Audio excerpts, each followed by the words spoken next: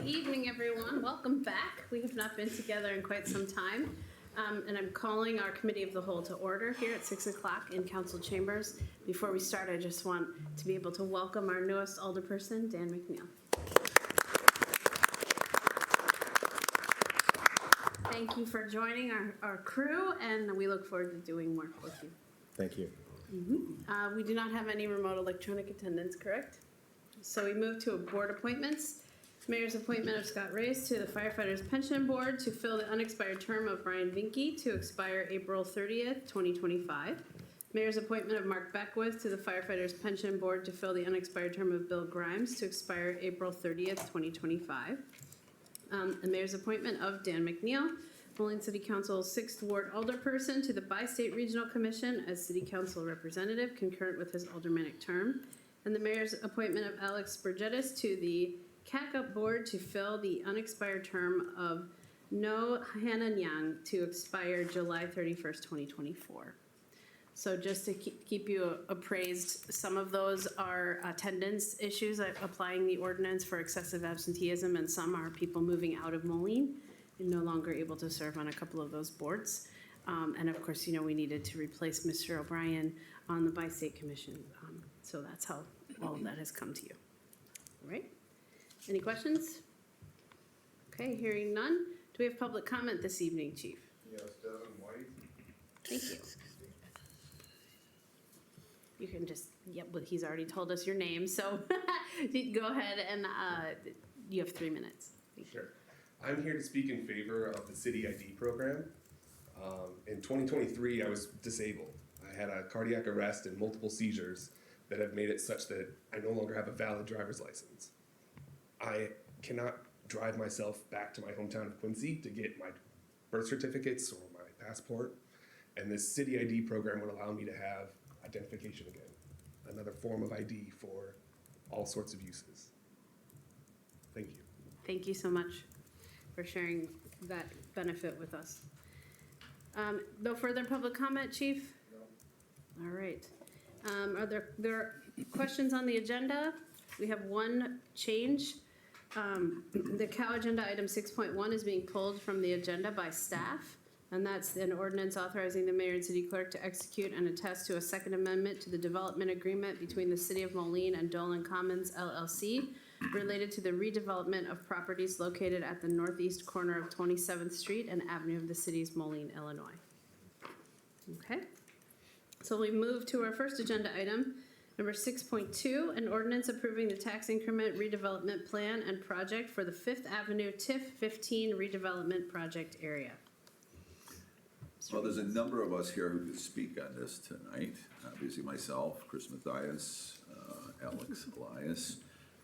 All of us have been intimately involved with this, I believe. Also online we have David Silverman as well. So this has been a long time coming. In fact, this item will appear later on in the agenda as well as we try to meet a rigorous deadline, but it also coincides with items 6.3 as well as 6.4 on your agenda tonight. So we're looking for approval of the redevelopment plan itself as it was prepared by our consultant, PGAB Planners, and later we'll be looking for the ordinance that will create or designate the 5th Avenue TIF, as well as adopting the ordinance creating the tax increment financing for the project area. So those 3 items are going to be coming forward one by one tonight, and then later, as you can see, they will show up as non-consent items for first reading as well, as we're trying to meet a deadline to get this project up and running and off the ground. So if there's questions about the TIF, we're here to answer them. If not, we're looking for approval of this item and the next 2. Motion to approve. Second. Motion by Alderperson Schmidt, seconded by Timian. Discussion? All right. Hearing none, all in favor? Aye. Any opposed? That motion passes. Unanimous. Item 6.3, an ordinance designating the 5th Avenue TIF 15 redevelopment project area. Mr. Vitas, anything further? Nothing further on this item. Looking for approval. Motion to approve. Second. Motion by Alderperson Timian, seconded by Finch. Discussion? Hearing none, all in favor? Aye. Any opposed? That motion passes. Number 6.4, an ordinance adopting tax increment financing for the Fifth Avenue TIF 15 redevelopment project area. Anything further, sir? Nothing further. Motion to approve. Second. Motion by Castro, seconded by Macias. Discussion. Hearing none. All in favor? Aye. Any opposed? All right, that motion passes. 6.5, an ordinance amending Chapter 35 zoning and land development of the Moline Code of Ordinances by repealing subsection 35-2208E in its entirety and reserving this subsection for future use. Mr. Vitas. Simply put, this is code cleanup as recommended by the city attorney. It's an old, as you can read in the explanation, it's something that was done back when we did the comprehensive rezoning many years ago, like I believe in 2006.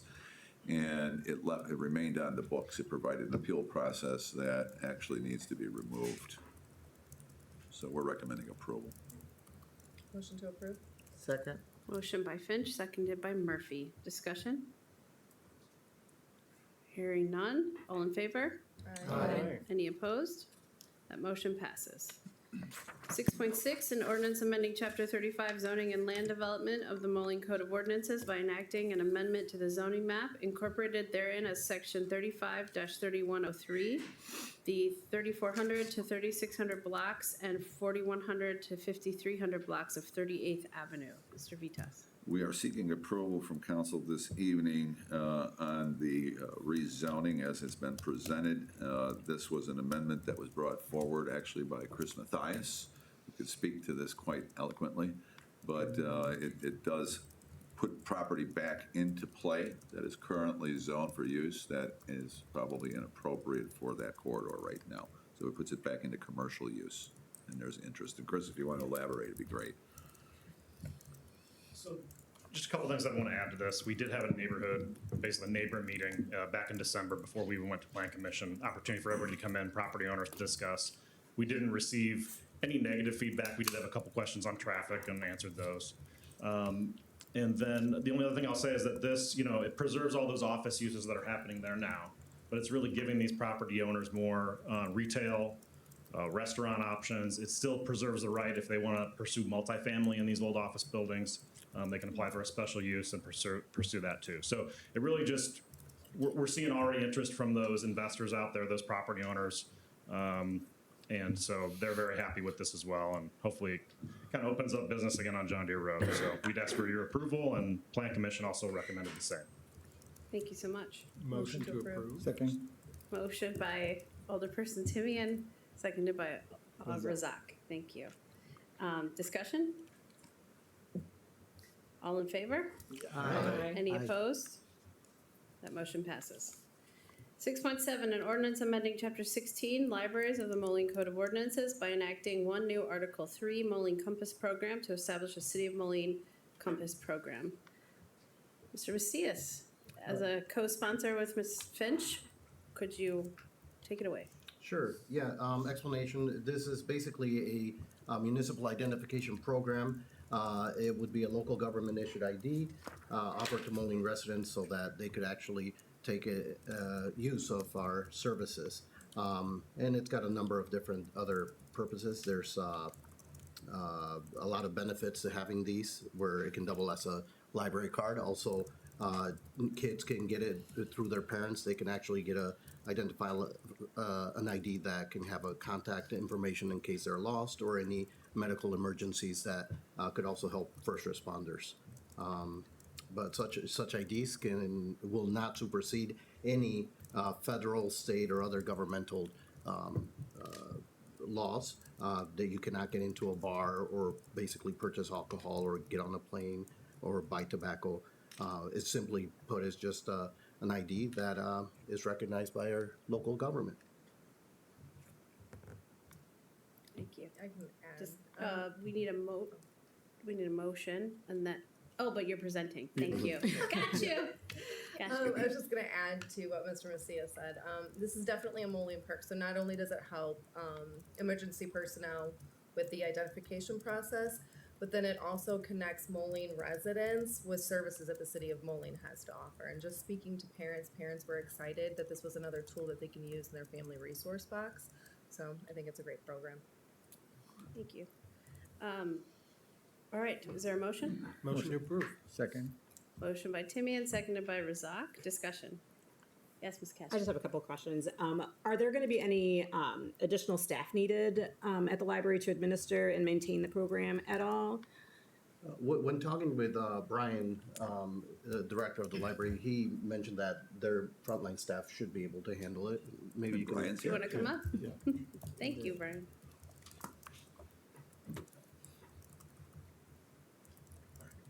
Made it all the way up here just to say yes. We're doing this. So I mean, I guess, so will there be additional training that's going to have to be, how are they going to, like, I mean, there's like, when I looked at the big, huge list of all the documents that they, that they could possibly use in their combination, what kind of special training are they going to get to be able to identify those? I mean, Yeah. tell whether they're legitimate or? That's probably the biggest concern our staff have mentioned with this so far, and it's just going to be training. It's going to be making sure that they're familiar with all of those different types of documents. We're not going to expect that they're going to know all of them, but we're going to have examples of each one of them there so that they can recognize those or at least check a list. Okay, So, thank you. Will there be a risk for the documents that are kept by the library? Say if we get hacked or whatever? I mean, how will we protect ourselves against that? we don't anticipate keeping any of those documents. Once a card is issued, we won't be keeping any kind of database. Okay. We won't be keeping paper applications on them. Okay. That's the same way the school district verifies residency, et cetera. Mr. Schmidt. I'm very supportive of this program. I think it provides a great connection for a lot of people, kind of simplifies a lot of pieces, as well as providing opportunities that can help many large groups of people who may not have access to a state ID or easy access to getting what they need there. My only concern of the program is I find the requirements of getting one to be really, really high. And I just, I am going to vote for it today, but I just think, given that this is not something to replace what we're talking about for your voting identification, this is not something that's playing into, buying alcohol or tobacco, boarding a plane. I mean, I think we're setting a standard that's very high, particularly with the existing photo ID requirement. If we find that to be onerous in the future, I'd encourage the feedback to come back so that we can revisit. I think starting where we are, but I do have questions about that, but I think I'm willing to say, let's see how that starts out, and then if we need a change, we can come back to it. That's my only concern. Otherwise, I think it's an amazing program. Yes. I just one more question. I know in the ordinance it stated, just as you said, that it wouldn't supersede any state or federal IDs, or wouldn't be able to use use it to buy alcohol or tobacco. But I think when we do issue the IDs, I mean, I just think that there may be some confusion on the part of maybe some bar owners or other people serving alcohol. I mean, is there a way to actually add something to the ID itself, saying not valid for what it's not valid for? So not valid to purchase alcohol or cannabis or something like that. I mean, just to avoid any. I mean, because I could see somebody going to say a festival or something and trying to use that to buy their alcohol or something like that. Council can answer that. So we can include anything we want on the face of it, much like the long list of no acceptable documents. We would have to think about how we phrase that. Alternatively, speaking as liquor commissioner and knowing that we have annual trainings for every single liquor license holder, this absolutely will be rolled into that because anyone who's serving alcohol in Moline gets the same training every year. Yes, Mr. Schmidt? Yeah, I would be opposed to putting that forward because I just think we're introducing an idea that most people are not even going to be thinking of. I don't think this is going to be any more confusing than a City of Moline work ID, a Rock Island County work ID. I mean, people carry around badges with all sorts of government seals on them. Those people are going through training to recognize what a valid form is, and they know it's a state ID. So I just think we're worrying about things that aren't going to be an issue. I also just briefly wanted to add that I spoke with someone from our metro system on Friday at the mayor's breakfast. And they mentioned, while we're not talking about putting any sort of transit transactions on there, it's best to keep it not associated with a bank account. What it does open up is the ability for people who are currently unbanked to get a bank account, because some banking institutions do accept this as a form of ID to do that. And that means then they can participate in the cashless system that the metro systems are moving to. And so I think that's another way of making sure people have all the tools they need to actually access what amenities there are in the cities. And it's not just an amenity for some, right? It's how they get to work, how they get to family, et cetera. Did you have one?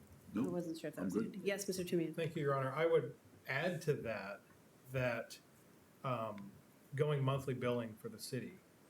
A lot of the people who pay cash are people that are unbanked. And we're giving them the option now to enroll to auto pay by providing a mechanism to establish a bank account. So I think that there's multiple layers of benefits to this. Thank you. If there's nothing further, all in favor? Aye. Any opposed? That motion passes. 6.8, a resolution repealing Council Bill Resolution Number 1080-2023, establishing a policy governing special events in the city of Moline, Illinois, and the formation of a special event committee, and approving the establishment of a new special event policy. Mr. Vitas, yeah? Or Mr. Dykeisen? I think we'll turn this over to Barry. He spearheaded this with Macy. Oh, yeah, I was invited to join the committee. Something about a directional arrow section. Yeah. Well, if you've seen the red line version in your packet, Ansel Glink reviewed the policy and essentially strengthened some of the definitions, specifically where permission is required, or rather not required, such as a peaceful protest or a labor union on strike. Those events obviously don't have to go through our approval policy. So that was one component of the changes. And then they expanded some of the conditions where the city might grant funding requests, and that goes into some detail. So those are the primary changes. It all ultimately, I think the policy gives us an opportunity to have a highly vetted event. Ultimately, it's not going to happen if public safety isn't satisfied with it. And then ultimately, it will come to this table for your approval. So I think they're good changes, and I think it'll provide a very safe and hopefully a cleaner process for people. One thing that's not new, but we really need to stick to is the timeline, the 90-day prior to the event. I think in the past we've tripped up a little bit trying to rush it, and so the policy does call for that 90-day process, so we can go through all the gymnastics of making sure it's safe and the council's comfortable with it. Is there a motion? Motion to approve? Second. Motion by Finch, seconded by Castro. Discussion? Mr. Macias. Thank you. So for the block parties, they don't have to, do they still have to do some paperwork? What would be the process? Yeah, so the block parties are not considered special events, so they have a different policy altogether. Okay. Thank you. Any other questions? Mr. Schmidt? Do we have any idea of what the cost for the city doing the barricades is going to take? And I should say, I am very much in favor of it. I've attended events where I had to go set up the barricade because it wasn't done and it was creating a dangerous traffic situation. So I think us taking on that responsibility will ensure that kind of thing doesn't happen again. I'm just wanting to know if we have any estimates of a range. Well, the policy calls for, unless there's some other arrangement, in some instances, we talked about this. Is the city funding the event and then turning around and billing the event for the barricades and then getting the money right back? So that's part of the review process. But it does call for invoicing the organizations at the actual labor rate that we could calculate per employee, plus $100 per vehicle. That might be out there. That Right. I guess I'm looking for an estimate of what that could be for, I mean, for an example event. Well, they vary in size so much, you know, from a parade to it could be 4 barricades. It depends on what street it's on, how heavy duty the barricades are, and that type of thing. Can you also correct me if I'm read it incorrectly, but not every event calls for the city to do the barricades. It's only certain types of events. Correct. Yeah. So the cost varies based on how many of that particular kind of event That's right. function. Correct. Mr. Schmidt? I thought it was every event except the runs and walks that requires street closures. Right, that's what I'm saying, except runs and walks, not every single event. Well, right, but requires that's this. most Yeah. of it. I mean, accepting that one category of people who we know are very good at it. I understand why we're giving them the exception, because they've actually historically done it right. But otherwise, any other event that would be a regular, like what you think of as a regular event, would be needing it. I guess, and we can look at that before final approval. I just would like to have some idea of what that, like for an example event, whether it's a few block. I mean, just an outlay of understanding. Yeah. Like I said, I think we can't get around doing it. Yeah. We can- can But bring that yeah. information back to the Yeah, next, we next could meeting see if what you it would can like. be. Done even beforehand, before, because the next reading will be adoption, so we'll get Yeah. that out as soon as possible. We can look at the events from last year to give you some actuals, what they had. Yeah. Just, for me, it's more about that awareness. I Yeah. understand and agree with the policy decision. Thank you. Anything further from the council? Hearing none, all in favor? Aye. Any opposed? That motion passes. 6.9, a resolution approving the special event application for the Pride 5K event scheduled for Saturday, June 15th, 2024, that is sponsored by the Project of the Quad Cities. Authorizing a grant to the Project of the Quad Cities for the amount of $5,000 from the Special Events Fund to promote the event via print and digital media, branded items for giveaways, and other branded promotional items for distribution to attendees and sponsors. Closing certain streets more particularly described herein to vehicular traffic and authorizing the use of public right-of-way in conjunction with said event. Motion to approve. Second. All right, motion by Timian, seconded by Finch. That was prior to any description. Or explanation. We're recommending approval. All right, so it's on the floor for discussion. Mr. Timian? I'm glad that the project has chosen Moline repeatedly for this event. I was at the opening last night. I saw a number of you there. I missed you, Your Honor. She left before I got there, but she was there. To be clear. This is a great resource for the community, and I'm glad that the city is partnering with them to help keep their mission going. That's all I wanted to say. I just wanted to be clear that if you all are seeing these on the agenda because of the special events policy Correct. and the road closures needing to come to us. That's, I wasn't sure if everyone remembered that we had to sort through that previously. yeah. Thank you. Only the council has the authorization to close roads, Got it. which wasn't the case. It was the way it was being done. So we're changing that, bringing it back to council. Any further questions, comments? Hearing none, all in favor? Aye. Any opposed? That motion passes. 6.10, a resolution approving the special event policy application for the TBK Quad Cities Marathon and road races scheduled for Saturday, September 21, 2024, and Sunday, September 22, 2024. Certain streets more particularly described herein to vehicular traffic and the use of public right-of-way in conjunction with said event. Is there a motion? Motion to approve. Second. Schmidt and Castro. Motion, discussion. Hearing none, all in favor? Any opposed? That motion passes. 6.11, a resolution authorizing the mayor and city clerk to apply for a state highway permit from the Illinois Department of Transportation and to execute the necessary forms for temporary closure of the ramp along I-74 eastbound to 3rd Avenue River Drive in conjunction with the Quad Cities Marathon and Road Race scheduled for Sunday, September 22nd, 2024. Motion to approve. Second. Motion by Schmidt, seconded by Finch. Discussion? Hearing none, all in favor? Aye. Any opposed? That motion passes. 6.12, a resolution declaring vehicles and non-motorized assets as shown on Exhibit A, attached here to and incorporated herein by reference as surplus property, and authorizing the disposal of said vehicles and non-motorized assets by the Fleet and Facilities Manager through the legal disposal process that is most advantageous to the city, whether sealed bid, auction, negotiation, or otherwise.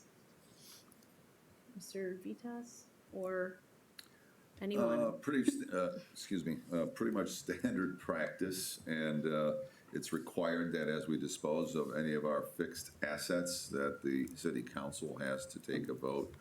And sometimes it's done annually in a lot of cities, sometimes, less frequently than that, but normally it's an annual recurring process, and it usually relates to our fleet more than anything else.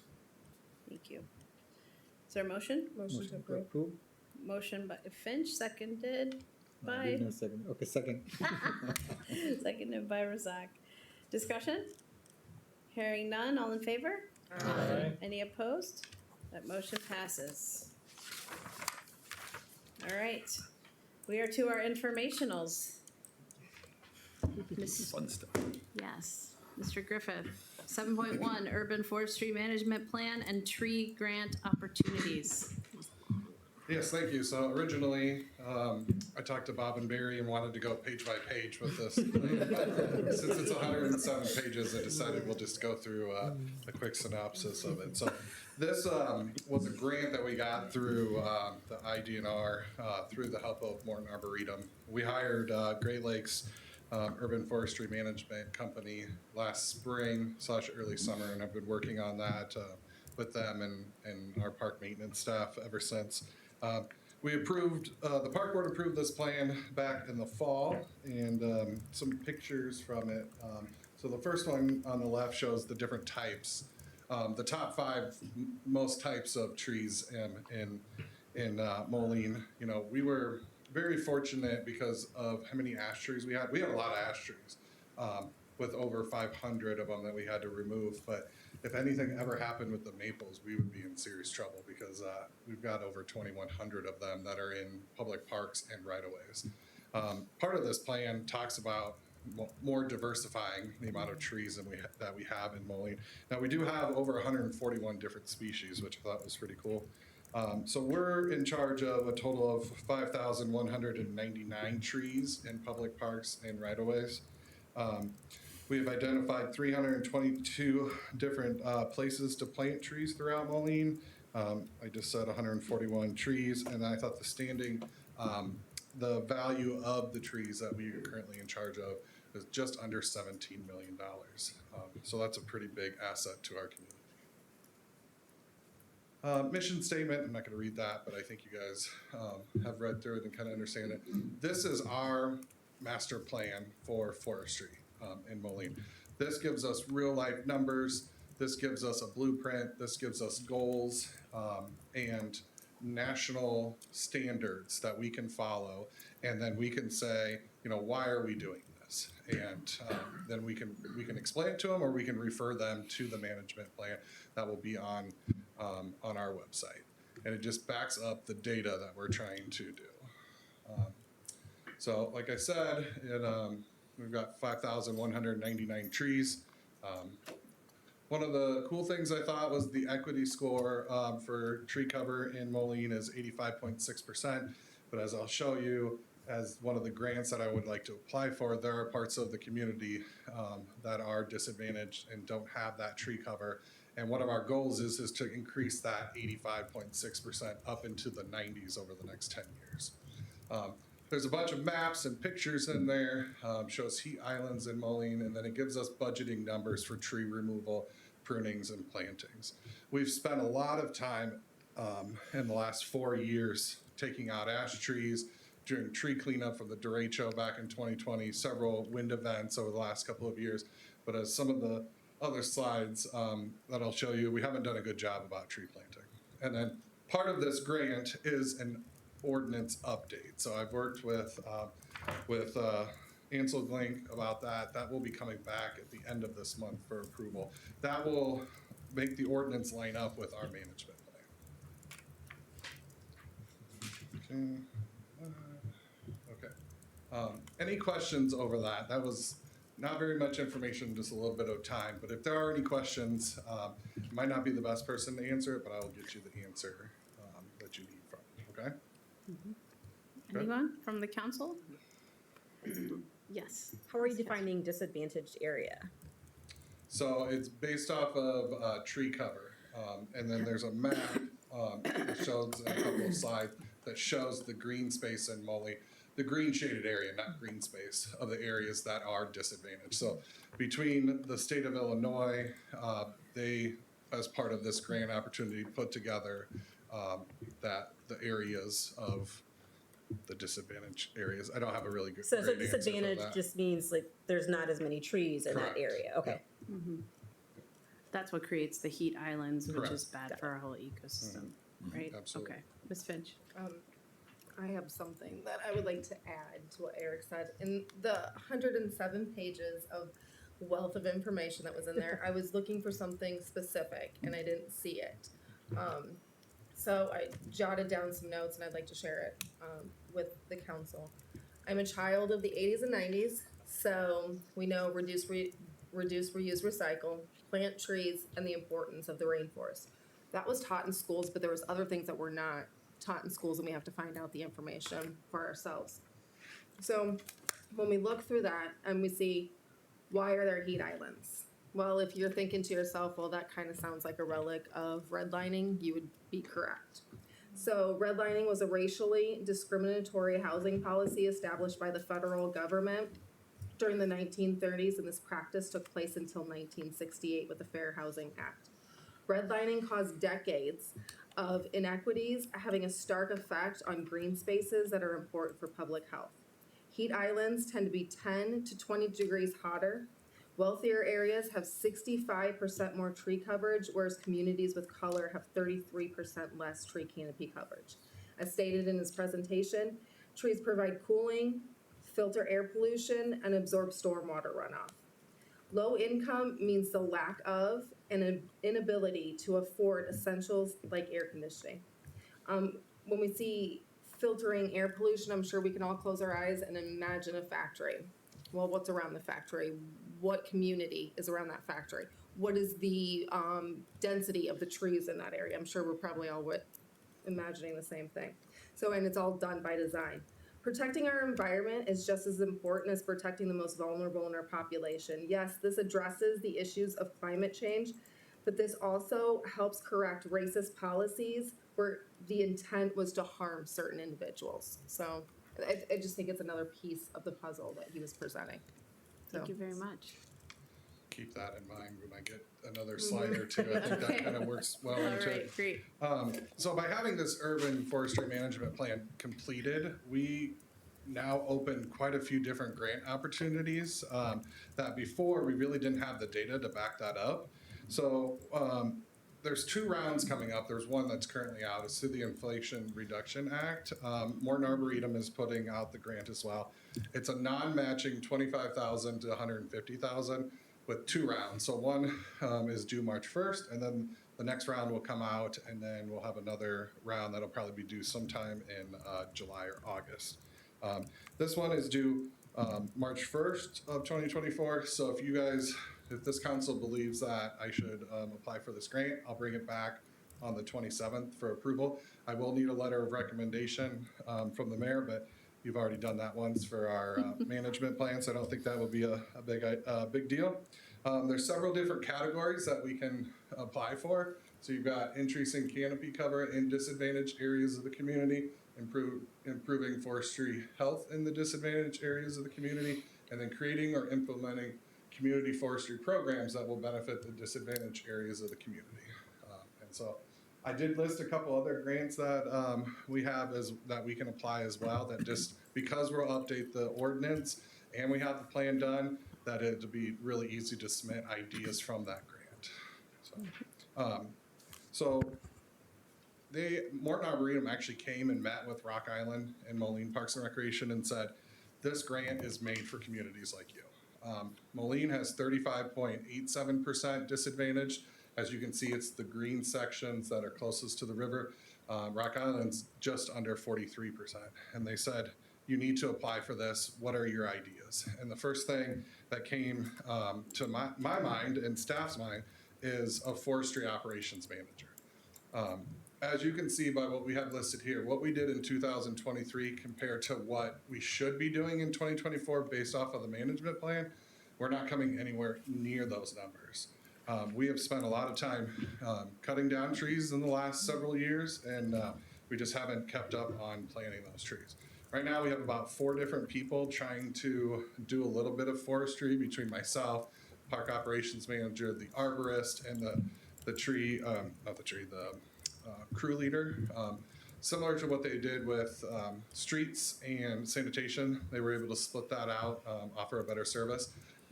As you can see, we're not coming even half of what the numbers should be. We were able to remove way more trees than we were supposed to, but we've really gotten through all the ash trees, and so that number should be coming down over time. But I've also listed some of the things that forestry operations manager can do, start implementing. We get a lot of phone calls about trees on private property, and that takes one of us to go out there and possibly getting engineering involved to survey to make sure where that lands and locates. Creating a tree planting program. So we have to take, whatever we write for this grant for the operations manager, we have to say that they're going to do X, Y, and Z in these disadvantaged communities. We're going to plant trees. We're going to do pruning programs. We're going to work with outside organizations and bring a better tree canopy to that area. So that's how the grant would be written. And then having someone that knows more about trees than myself writing these grants as well. So I kind of broke down what the cost would be. It is not, we don't have to match. It would definitely look a lot better on paper if we were able to match. So I gave 2 different examples of the cost of a forestry operations manager. One, the first one shows that you would pay $75,000 for the first year of the salary, $50,000 the second year, and $25,000 the third year. The second option I show here is doing $75,000 and $75,000.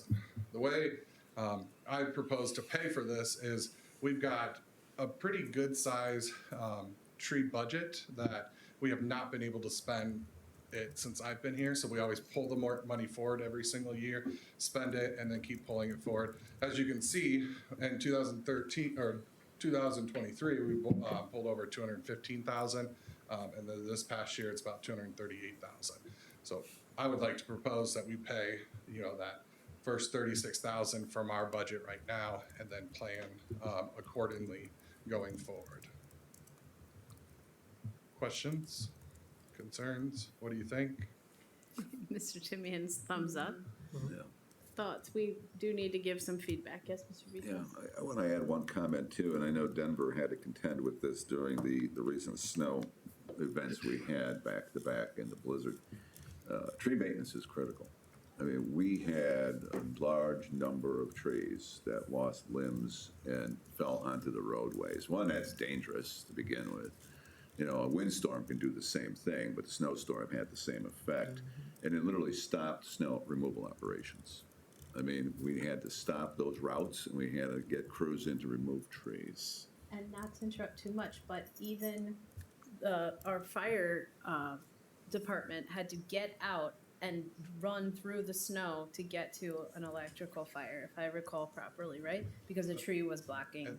Yeah, so tree maintenance is important, yes, even if it is on private property. A properly pruned tree is less likely to blow limbs in a windstorm or snowstorm like that, where we're very reactive right now, and with this plan and some other ideas of grants, we want to become more proactive. Yeah, it's a great idea. I think this council has always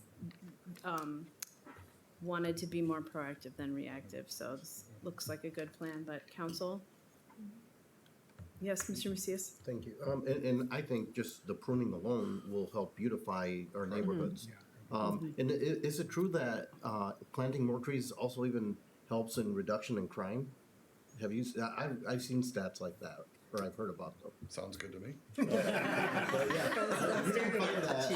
I'm sure there's something in city planning and, Somebody, out there that's connecting I heard those it somewhere, dots. so. It does, I know from that, Tampa Bay Mayors Institute for City Design, that they, the landscape architect that was there, we always talked about tree canopy for traffic control, right? If you have trees in the right of way, et cetera, it slows people down.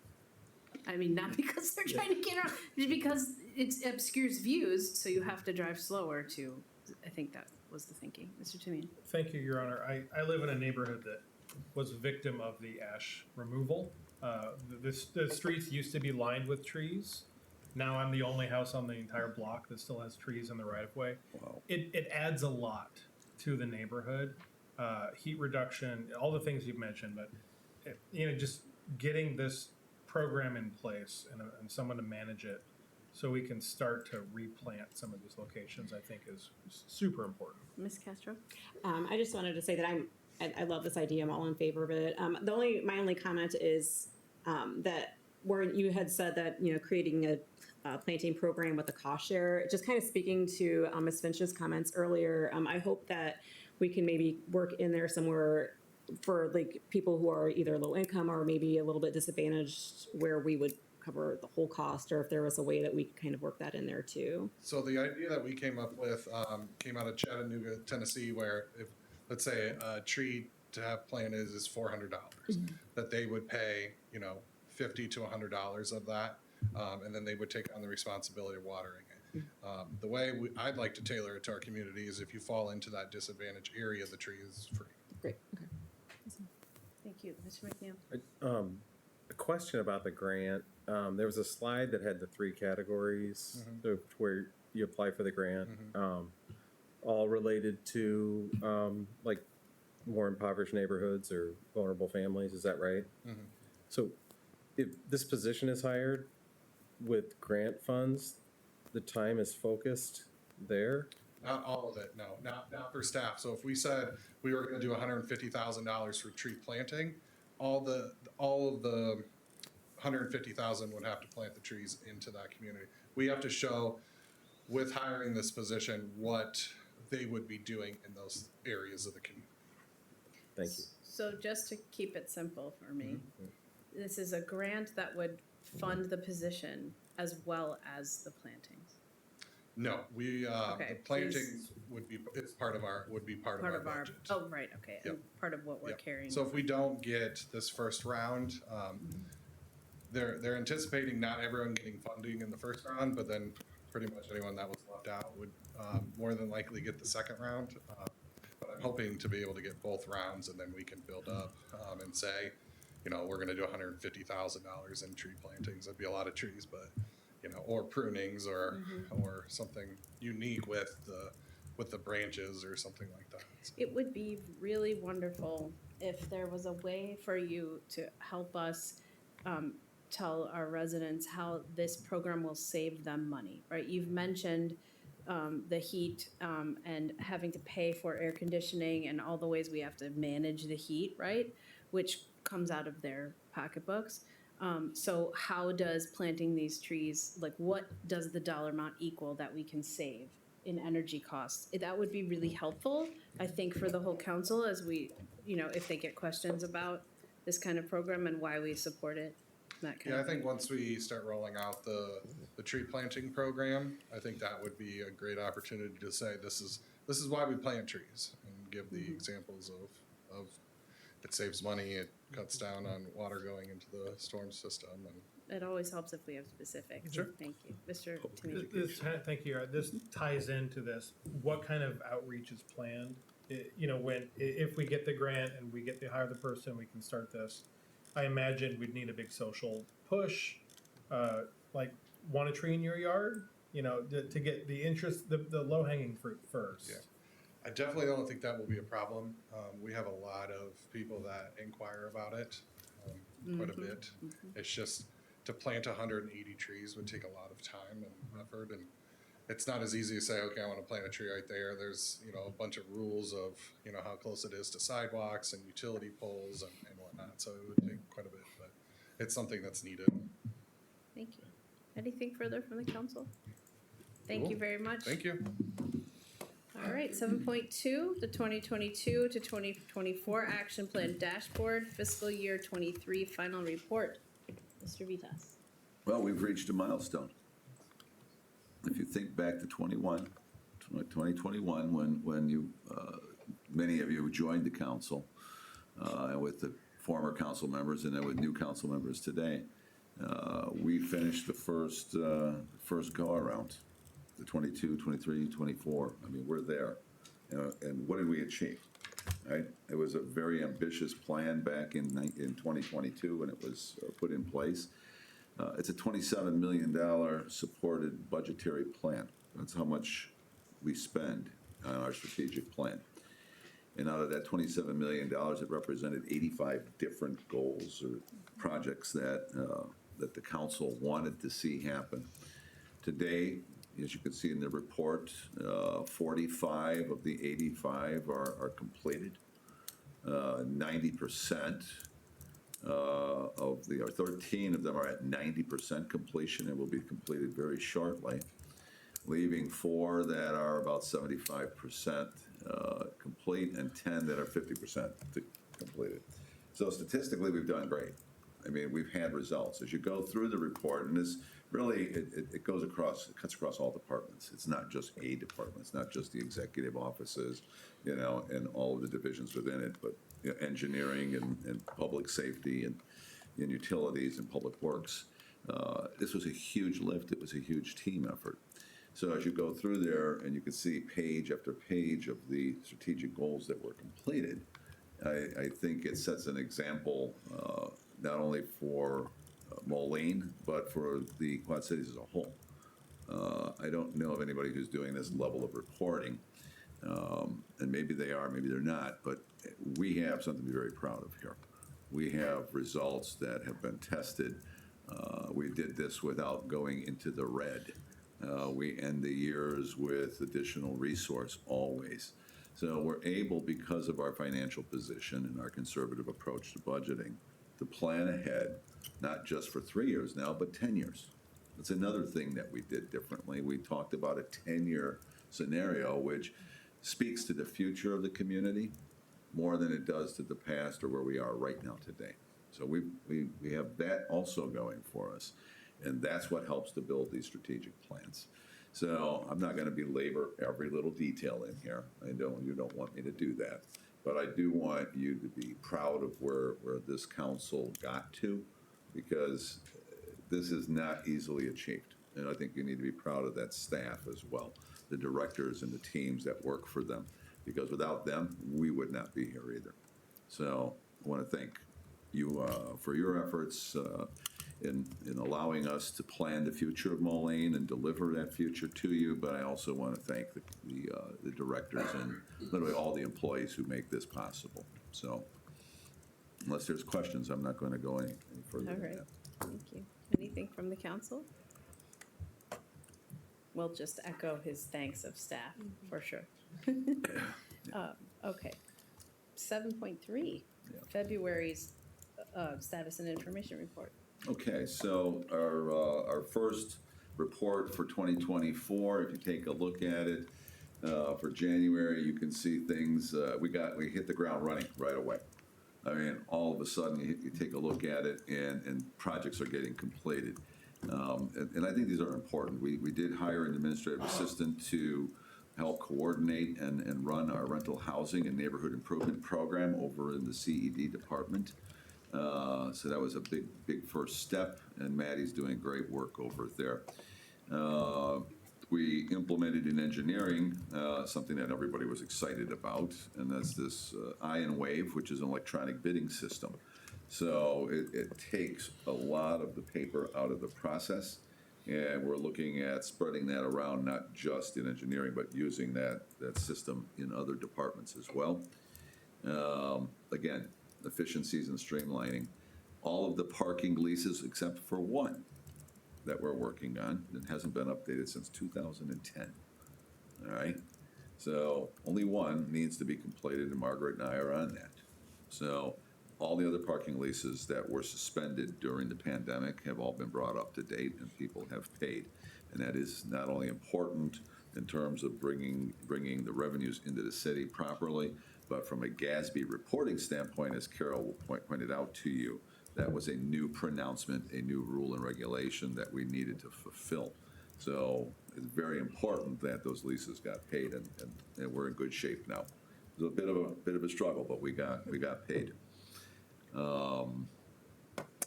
Utility billing, of course, the transition to that is going smoothly. By March, everybody will be on monthly. It is creating a tremendous volume of calls and work down in the finance department as people adjust to this new billing cycle and process. But they're handling it well, and I'm not getting complaints.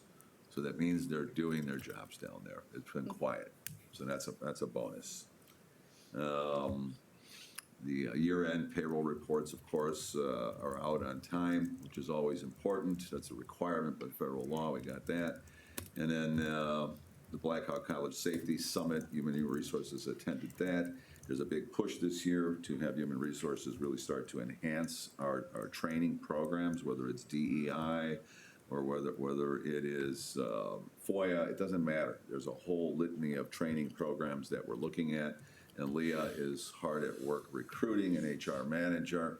She had quite a turnout of candidates, so we expect that that person will be on board in, maybe 35, let's say 45 days, right? It's gonna take a little time, but we will get somebody on board. And then the water plant platform update over in utilities. So I think we're off and running, we're good, so. Wow, what was that? Was that the buzzer to say stop? All right, who's got the buzzer?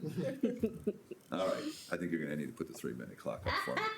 All right, that's it. All right. Thank you very much. Thank you, Mr. Vitas. Any questions from the council? Yes. I just have one question.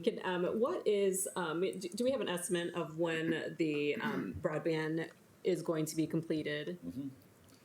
It is, and you can correct me, David, but the target date was sometime, it was like July or August of this year. It's still on track for that? Okay. Late summer. They haven't hit my neighborhood and I've been asked, so. They have not hit mine either. No, I said they haven't hit my neighborhood yet. They haven't hit mine yet. So, I don't have it either, so. yeah, I've been asked. Mr. Macias? Police chief. Thank you. Along the same lines, once they're done, is there gonna be like, somebody from the city going around making sure that they finish all the aspects that they left? Okay. We have been counting on them. They have a list of restorations that they need to complete. They're bringing on more contractors. As soon as the weather is warm enough that they can start pouring concrete again. They hope that they will then be able to have restoration contractors almost immediately behind their construction crews as they proceed. So absolutely, we're counting on for that yet. Okay, Thank you so much for that update. Anyone else? Yes, Mr. Schmidt. Yeah. I think we had started to revisit this, and I know it's going to be coming up again, but for the landlord certification and specifically the response rates for the licensure, as we pursue, I guess I'm curious what our plan is as far as pursuing going after the rest or any that might be missing, because I know I was I was told early on when I got some residents reaching out, what do you do if you're not a rental and you receive this letter? The answer was just ignore it. And I just don't want us then to be turning around and the next thing being a fine letter back out is my concern. Okay.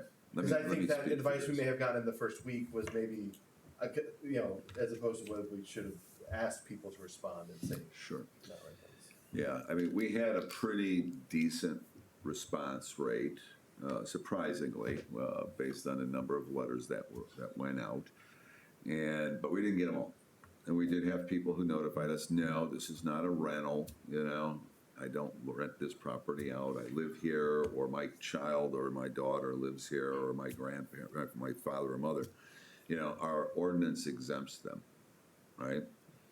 And our database comes from the county, where we're looking very specifically for homesteaded properties versus non-homesteaded, because non-homesteaded properties are typically rentals.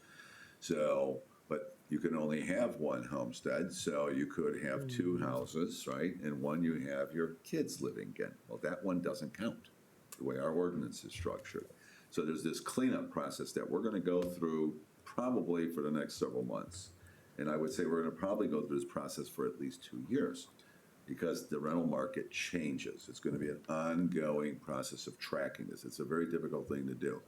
There will be a second letter that goes out reminding people that the ordinance requires all rental landlords to have their properties licensed, right? Or they have to be licensed for their rental property. So that letter is going to go out, and this person might get it, tell them ignore it. Because we don't know if they are or not. Or they can contact us, more importantly, and say, hey, it's not a rental.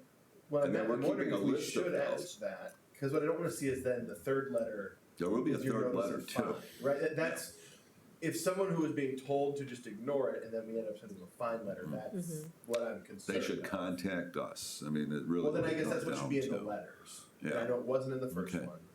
Yeah. And like, we need to communicate that to people. If you And I can believe tell a that- handful of people who reach out to me, Yeah. but I know that's not all of them. It would be as simple as having, like a response at the bottom, check here if this Yeah. is a rental, it's check not a here if rental. it's not, and send it back to us, like a postcard or something. It might be, I mean, and then we're gonna keep track of that. So Or then you when have our to field send it. inspectors go Or out an and email they're you. doing their inspections, which is really what we're after, those homes might get a knock on the door as a spot check, just to make sure. So, I mean, there's things that we need to do to try and fine tune this. You gotta realize there's a huge volume of rental properties to check. So, And first people letter, who second are- letter, third letter will be to July 1. That's the plan. And people who aren't responding and I, of course, know there will be people who claim it's not a rental property, but it will turn out it is. I understand that too. That's the risk.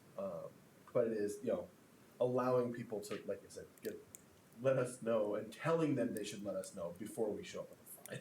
Yeah. That's my Okay. We'll take a careful look at that second letter going out to make sure that there's maybe a way that they can respond and tell us so that they don't get a fine. Because we're not planning on fines, as you know, until after July 1. Yeah. Thank you. Anything else on the status and information report? Okay, hearing none, we'll call our regular meeting to order. Pledge of allegiance, please.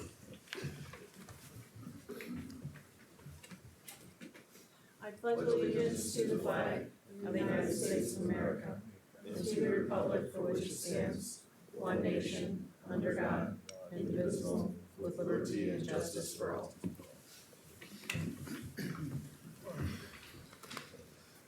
All right. Do you have an invocation, Mr. Razak? No. No? Okay. Roll call, please.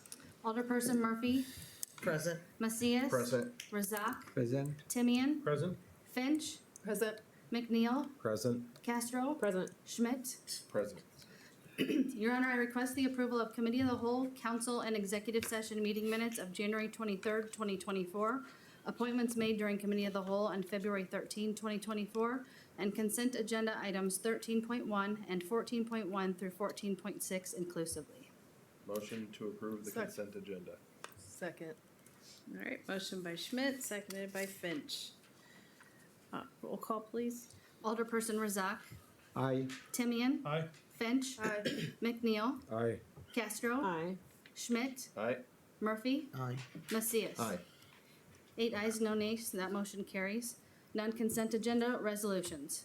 Item number 16.1, a resolution approving a final change order with McCarthy Improvement Company for motor fuel tax, section number 21-00279-00 RP, 26th Avenue reconstruction for the amount of $33,665.47. Motion to approve? Second. Motion by Timian, seconded by Macias. Discussion? Hearing none, roll call, please. Alderperson Razak, Aye. Timian, Aye. Finch, Aye. McNeil, Aye. Castro, Aye. Schmidt, Aye. Murphy, Aye. Macias. Aye. 8 ayes, no nays, that motion carries. Item number 16.2, a resolution approving a supplemental resolution for improvement under the Illinois Highway Code for motor fuel tax, section number 21-00279-00 RP, 26th Avenue reconstruction, 3800 block to 41st Street for the amount of $96,248.69. Motion to approve. Second. Motion by Finch, seconded by Castro. Discussion? Hearing none, roll call, please. Alderperson Razak, Aye. Timian, Aye. Finch, Aye. McNeil, Aye. Castro, Aye. Schmidt, Aye. Murphy, Aye. Macias. Aye. 8 ayes, no nays, that motion carries. Item number 16.3, a resolution authorizing the mayor and chief of police to execute an equitable sharing agreement and certification between the federal government and the City of Moline Police Department, setting forth the requirements for participation in the equitable sharing program and certifying all receipts and expenditures of federal forfeiture funds, property, and interest during the last fiscal year. Motion to approve. Second. Motion by Finch, seconded by Razak. Discussion? Hearing none, roll call, please. Alderperson Razak, Aye. Timian, Aye. Finch, Aye. McNeil, Aye. Castro, Aye. Schmidt, Aye. Murphy, Aye. Macias. Aye. 8 ayes, no nays, that motion carries. Item number 16.4, a resolution approving payment number 10 and final with Centennial Contractors of the Quad Cities, Inc. for project number 1415, 2023 patching program for the amount of $372,922.21. Motion to approve. Second. Motion by Finch, seconded by Macias. Discussion? Hearing none, roll call, please. Alderperson Razak, Aye. Timian, Aye. Finch, Aye. McNeil, Aye. Castro, Aye. Schmidt, Aye. Murphy, Aye. Macias. Aye. 8 ayes, no nays, that motion carries. Item number 16.5, a resolution authorizing the mayor to execute a real estate donation contract between M&M Lawn and Snow LLC and the City of Moline for parcel number 08-32-412-004, located at the northeast corner of 7th Avenue and 14th Street in Moline, Illinois, and authorizing the mayor and city staff to do any and all things necessary to accept said parcel pursuant to the real estate donation contract. Motion to approve. Second. Motion by Finch, seconded by Razak. Discussion? Mr. Vitas. Sure, more than happy to explain. As you know, several months ago, we entered into a discussion with the owner of the former McManus Pub property here on 7th Avenue. And they have offered that to the city as a donation. And we pursued that with Mr. Stern, and before you tonight is the document prepared by legal and approved by Mr. Stern and his legal counsel as well for the donation to take place. And then the demolition for the property, as you know, would be the next step, would be to actually bring the building down. And in its place, we'll find another use for it, maybe a garden, pollinator garden, we don't know yet, but the plans would be to level the building. Thank you. Any further questions, Mr. Macias? Thank you. What's gonna happen to the sign? The sign, I asked that very question because everybody wants it. Okay, I He wanted to keep the sign, Mr. Stern, because of his business, but part of him is he's going to keep one half or one side, one face of the sign for himself. The other side, the other face, he's going to return to the McManus family. So it'll be gifted to them. Thank you. Okay, anything further? Oh, yes. Wasn't there a resident that had to be? Yes, What happened there to was, before we would demolish the building, of course, the resident would have been relocated. It was my understanding that they were being relocated to Rock Island to another property that Mr. Stern owns. Okay. Thank you for that update. If there's nothing further, roll call, please. Alderperson Razak, Aye. Timian, Aye. Finch, Aye. McNeil, Aye. Castro, Aye. Schmidt, Aye. Murphy, Aye. Macias. Aye. 8 ayes, no nays, that motion carries. Item number 16.6, a resolution authorizing the mayor and city clerk to execute and attest to the First Amendment to the grant agreement between the City of Moline and Project Now Affordable Housing, LLC, for the administration of the Level Up program. Motion to approve. Second. Motion by Schmidt, seconded by Timian. Discussion? Yes, Mr. Timian. Your Honor, I would like to propose an amendment to the document contained in there titled Level Up Grants Economic Mobility Program. In the section, how to qualify under the subsection Level A, I would like to add at the end of the subsection, quote, preference will be given to applicants who are currently enrolled in a credentialing or licensing program, end quote. And I can send that to the clerk as needed. Second. Thank you, Mr. Timian, and that was Ms. Castro. Currently, thank you for your patience.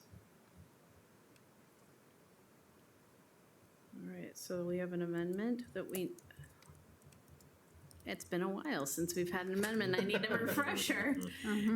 Vote on the amendment Yes. after any discussion. Yeah, correct. Thank you. So, is there discussion about this amendment, Mr. Timian? Thank you, Your Honor. I just want to add an explainer that obviously the purpose of this program is to help people level up. And part of that requirement is, of course, through these credentialing and licensing programs.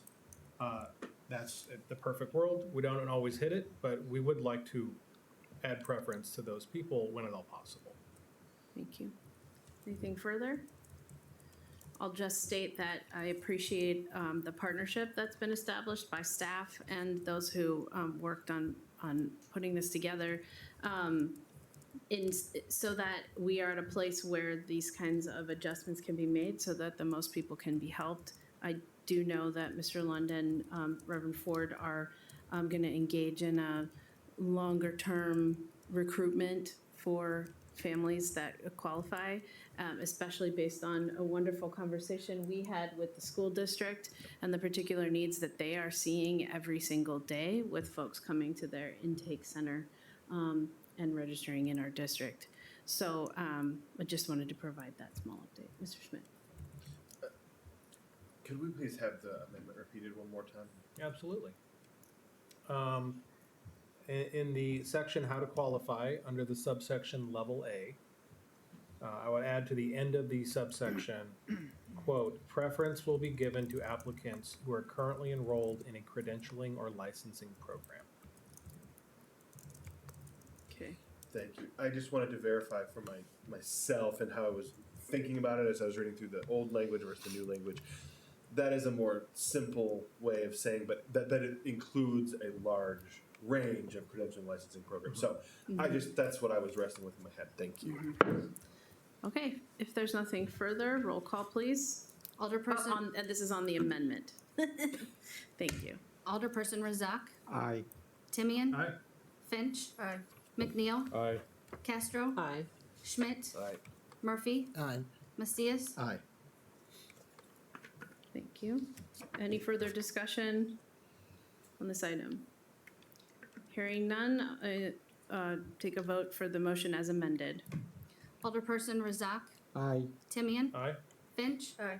McNeil. Aye. Castro. Aye. Schmidt. Aye. Murphy. Aye. Macias. Aye. All right. That motion passes. I stole your line. Got it. Item number 17.1, an ordinance approving the tax increment redevelopment plan and project for the Fifth Avenue TIF 15 redevelopment project area. Motion to advance the second reading. Second. Motion by Finch, seconded by Schmidt. Any discussion? Hearing none, roll call, please. Alderperson Razak. Aye. Timian. Aye. Finch. Aye. McNeil. Aye. Castro. Aye. Schmidt. Aye. Murphy. Aye. Macias. Aye. 8 ayes, no nays. Motion to advance to second reading carries. Item number 17.2, an ordinance designating the Fifth Avenue TIF 15 redevelopment project area. Motion to advance the second reading. Second. Motion by Finch, seconded by Castro. Discussion. Hearing none, roll call, please. Alderperson Razak. Aye. Timian. Aye. Finch. Aye. McNeil. Aye. Castro. Aye. Schmidt. Aye. Murphy. Aye. Macias. Aye.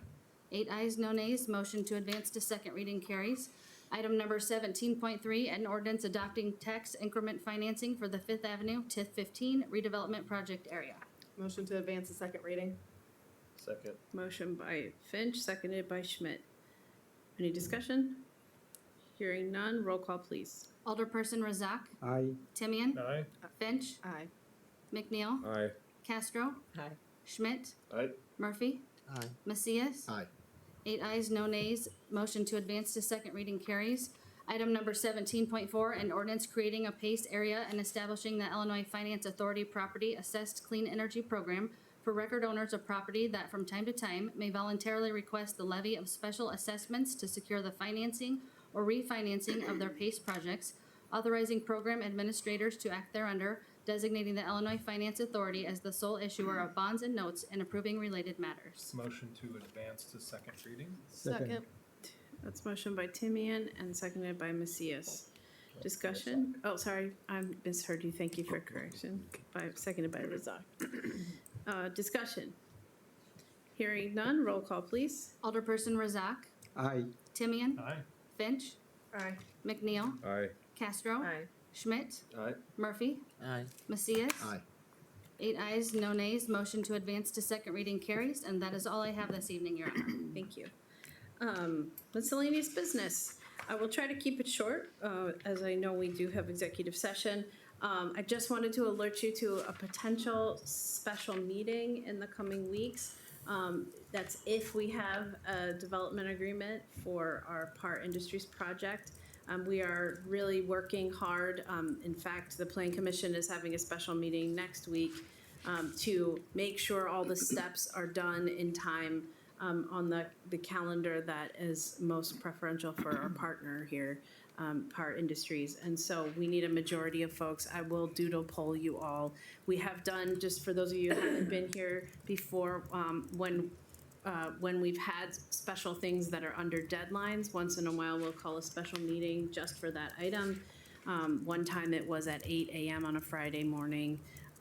We'll see what I can come up with if we need to do that, and if we have everything in place. So I just wanted you to know that that was a possibility. There's, as always, many things going on. Spoke at the mayor's breakfast at the QC Chamber event last Friday. It was good to hear what was going on in other communities, and certainly more will be shared at the State of the City address on Moline specifically in a couple weeks. I'm looking forward to seeing you all there that can be there. And today I represented our city with Governor Pritzker at a child care center in East Moline. But it turns out that someone who was helped by our ARPA-funded child care expansion program was mentioned. Paquita, I think it's Richardson or Richards. She owns P&J's Tender Care that came to Moline because of some of this funding we had available. She was a recipient. She was mentioned multiple times by multiple speakers for the wonderful care she gives. I'm very, very proud of this council and members who voted for that program because I know it's actually made a difference, and all those centers are working and filling all of these over 250 slots. So I meant it when I wrote recently on social media that at chamber events, multiple times, childcare and access to it has been brought up as a major need for companies to attract their workers. It comes up multiple times. It came up at the legislative session, Illinois legislative session, and basically our program was described, though they may not have been referring to it specifically. I'm proud of this organization for being ahead of the game and seeing the issues out in the community and trying to make a difference. So I believe we will continue to do that together, and I appreciate that work that you've done. And that is all I have at the moment. Ms. Murphy? I don't have anything, Your Honor. Okay. Nothing, Your Honor. Nothing, Your Honor. Timian? Nothing, Your Honor. Nothing, Your Honor. I just have one thing.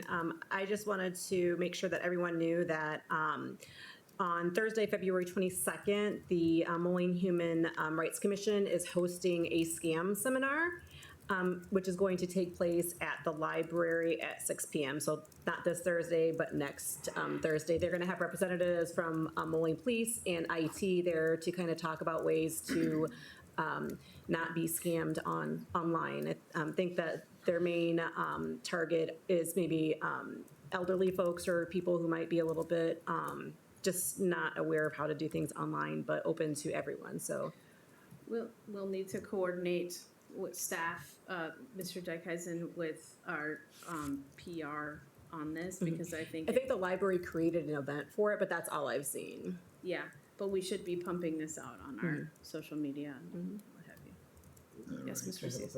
Do you know if it'll be available online? I do not know. I can check and ask. I don't know. And I can just share that in the financial services industry, like these fraudsters are just finding creative new ways, especially through technology, and they're taking advantage of a lot of people. So this is a trend that's just continues to grow and grow. Yes, Mr. Toomey. If I may add to that, Your Honor, I work for a company that deals with medical information, so security is really important. We were just shared a story of someone using AI-generated video to pretend to be the CEO to request for a wire transfer. So it's more than just text now. Yeah. So this is extremely important, and to Alderman Macias's point, this will become more and more sophisticated. Thank you for that reminder, and we hope to make sure there are plenty of people there. Mr. Schmidt. Nothing yet. Staff? Nothing, Your Honor. Any other staff? Okay, we will move ahead. Is there any further public comment this evening? No? Ms. Murphy. Your Honor, I make Yes, I think we do have someone. Sorry. 3 minutes, please, if you just tell us your name. Hi, my name is Paul Razor. I'm a resident of 38th Street. I believe I'm in your ward, Mrs. Finch. I'd like to speak out against part of the new 38th Street road project that is going to happen. Someone is proposing to put sidewalks on both sides of the street. I do not feel that's necessary whatsoever, and I don't believe it's right to do it. Apparently, my property is platted with a 10-foot right-of-way. My deed is somewhat challenging of that. My neighbor to my south also has a letter with a variance here that does not have a right-of-way platted into his front yard. None of us were asked about this before this was done. I've been a resident there for over 20 years. We walk up and down the street with our dog. There is no need to come into our side of the road when there's a sidewalk on the other side. Pretty much every house on our side of the street was not placed when they built homes there. They were not placed on the lots like we were going to lose 10 feet of our front yard. One house, a couple down, you're pretty much going to be on their front porch. But I do know myself, my neighbor to my south who borders the substation there, he does have a document here that I can provide that will help show that he has a variance from 1974 that he's kept documented for this reason. The substation property there as well does not have a platted right-of-way, and the city, as of this morning, has not contacted the power company about that when I talked to Mr. Preston this morning. And the likelihood of getting a right-of-way from the power company is pretty low there. But I have a tree there that the root structure is growing into the right-of-way that I will lose eventually, if not during that time. I'm all in favor of getting the street redone, but to put double sidewalks down there is not necessary. There's not the foot traffic there. I have kids, they're 15 and 20 now that I've raised in that house and that neighborhood, and there is absolutely no need for sidewalks on both sides of there. I believe it's a waste of resources, and most of the neighbors on my side of the street are pretty opposed to it as well. The two of them on each side of me were unable to come tonight, so he sent the letter. And the other piece of that is, we're going to be bringing people directly up into our yard pretty much. Nothing there was platted this way. If it was, it would be a whole lot easier to stomach that. But, the houses on the other side of the street are all sitting back in accordance with having a sidewalk on their front lawn. Our side of the street was not set up that way whatsoever. We have long lots, and I have plenty of room in the back that they could have put the house back there. But so I wanted to come up and speak against that and see yours on it, because Mr. Preston told me that you were really for this, and I can see the street's in terrible condition, but maybe we can chat about that, or council can address it. Thank you so much. Mr. Mathias, did you want to take the letter that he had, if he wants to share it with you? Sure. Thank you very much. Okay, no further public comment? All right, now, Ms. Murphy. Oh, what? Your Honor, I make a motion that the council convene an executive session for the purpose of discussion of appointment, employment, compensation, discipline, performance, or dismissal of specific employees, 5 ILCS 120/2 C1, and property acquisition -5 ILCS 120/2 C5. Second. All right, motion by Murphy, seconded by Timian. Roll call, please. Alderperson Razak, Aye. Timian, Aye. Finch, Aye. McNeil, Aye. Castro, Schmidt, Aye. Murphy, Aye. Macias. Aye. 8 ayes, no nays, that motion carries. All right, thank you, everyone.